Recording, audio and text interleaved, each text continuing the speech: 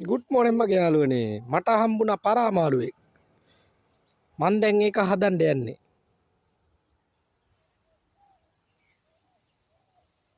මේක ඇවිල්ලා මාළු පැටියෙක් හැබැයි දැන් මම මේක කපාගත්තා මෙන්න මේ විදිහට පොඩියට කපාගත්තා මං ඊළඟට මේකට දැන් අවශ්‍ය කලබනා ටික එකතු කරනවා මම මේකට මුලින්ම දානවා ලුණු කුඩු ටික මේ විදිහට ඊට පස්සේ එකක් දානවා ගම්මිරිස් කුඩු ටික මේකත් දානවා මේ විදිහට ඊට පස්සේ දානවා කහ කුඩු ස්වල්පයකට ඊට පස්සේ මම මිරිස් කුඩු ස්වල්පයකට මේකට දානවා දැන් මම මේක හොඳින් මිශ්‍ර කරගන්නවා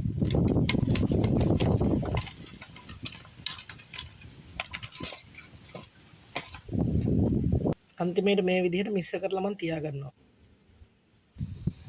ඊට පස්සේ යාළුවනේ මම මාළු කරිය හදාගන්න මට මෙන්න මේ ටික අවශ්‍යයි මං ගත්තා කපාගත්ත ලුණු කෑලි කීපයක්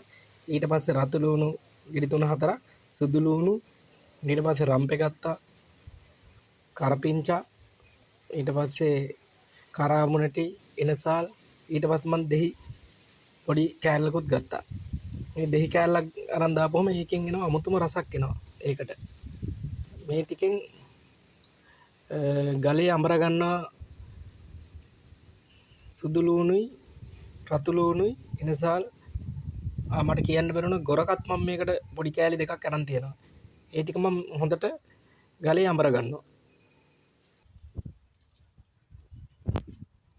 ඉතින් යාළුවනේ මේ විදිහට අඹර ගන්න ඕන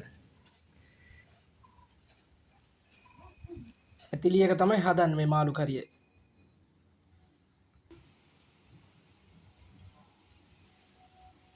මුලින්ම තෙල් ටිකක් දාගන්නවා මේ විදිහට කපාගත්ත ලුණු ටික දානවා එලකට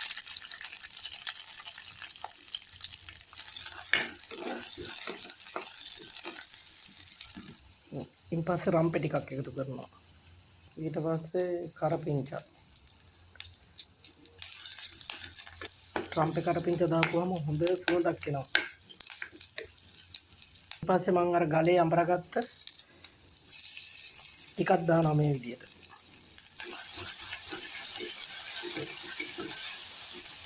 කුඩු හැඳි එකමාර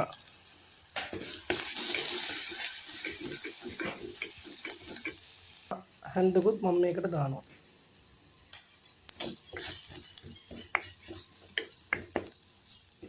දැන් එනවා අමුතුම සුවඳ මේ වෙලාවට අපි මේකට වතුර එකතු කරගන්න ඕනේ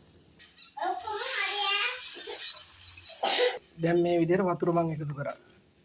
මම මේකට මාළු කෑලි ටික එකතු කරගන්නවා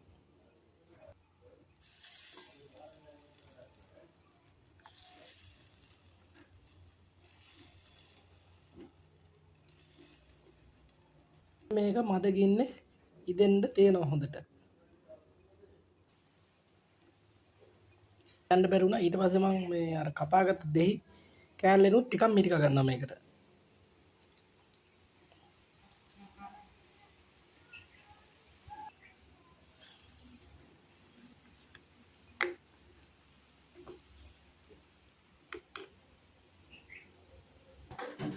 දැන් මේ මාළු කරිය හොඳටම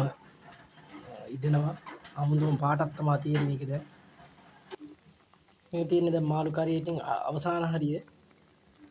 අමුතුම පාටක් තියෙනවා හොඳ සුවඳකුත් එනවා මාළු කරියේ